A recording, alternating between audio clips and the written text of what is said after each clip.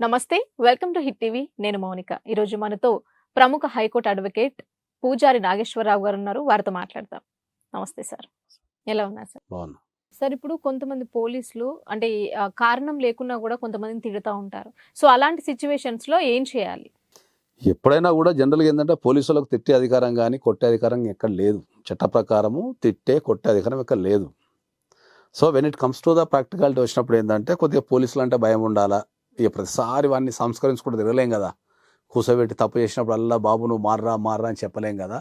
Police వాళ్ళ duties ఏంటంటే వాళ్ళకి కొద్దిగా hectic duties number of hours ఉండటం ద్వారా ఏంటంటే ఎవరన్నా తప్పు చేసినప్పుడు కానీ జనరల్గా లేకపోతే ఏదైనా చేసినప్పుడు కానీ ఇంతకుముందు పూర్వకాలంలో ఇప్పుడు లేదు.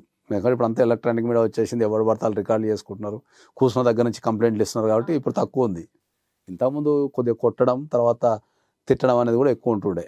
ఈ మధ్యకాలంలో చాలా తగ్గిపోయింది కంపారిజన్ టు మనం ఒక 10 years బ్యాక్. ఇప్పుడు కనుక చూసుకుంటే పోలీసు వ్యవస్థలో కూడా ఒక జవాబుదారితనము ఒక పద్ధతి కొన్ని వచ్చేసినాయి. కాబట్టి జనరల్గా ఏంటంటే పోలీసు వాళ్ళకి తిట్టే అధికారం కానీ కొట్టే అధికారం కానీ లేదు. ఏదన్నా కారణం చేత కనుక తిట్టినా కొట్టినా మనకు రకరకాల రెమెడీస్ ఉన్నాయి. మనకు ఫస్ట్ వాళ్ళ సుపీరియర్కి మనం కంప్లైంట్ ఇచ్చి వాళ్ళ మీద క్రమశిక్షణ చర్యలు తీసుకునే అవకాశం ఉంటుంది.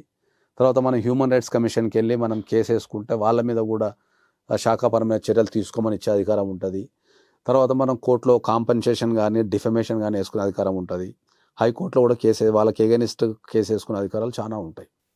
సో ఒక కామన్ వ్యక్తికి ఏంటంటే ఇవన్నీ రెమెడీస్ ఉన్నా కూడా ఇక అక్కడక్కడ ఈ పోలీస్కి ఎగెనిస్ట్ ఎందుకు వెళ్ళాలా, మళ్ళీ వెళ్తే ఏమన్నా పగ పెట్టుకుంటాడేమో లేకపోతే నేను ఇబ్బంది పెడతాడేమో అనే ఉద్దేశంతో ఇక ఒక గంట 2 గంటలో 2 రోజులు 3 రోజులు బాధపడి ఇక మర్చిపోయే సందర్భాలు ఎక్కువ ఉంటాయి. ఎందుకంటే ఆ ఒక్క తిట్టు కోసం నేను ఎడ తిరగాల కోర్టుకు అనేది ఉంటుంది. కానీ జనరల్గా పోలీసులకు తిట్టే అధికారం కానీ కొట్టే అధికారం కానీ ఎక్కడా కూడా లేదు చట్టంలో.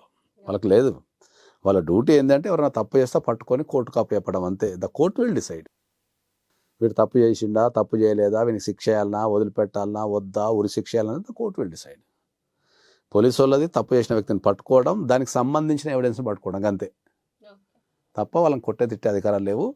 ఎవరైనా సరే మిమ్మల్ని పోలీసు వాళ్ళు మిమ్మల్ని బెదిరించినా తిట్టినా కొట్టినా మీరు దగ్గరలో ఉన్న అడ్వకేట్ దగ్గరికి వెళ్తే ఆ సందర్భానికి తగ్గట్టు ఏదైతే ఉందో దానికి సందర్భానికి తగ్గట్టు కంపల్సరీ మీకు రెమెడీ ఇప్పించేస్తారు. Thank you so much sir. మేము అడిగిన క్వశ్చన్స్కి చాలా ఓపికగా సమాధానం ఇచ్చారు. అండ్ అలాగే మీ విలువైన సమయాన్ని మాకు కేటాయించినందుకు థ్యాంక్ యూ సో మచ్.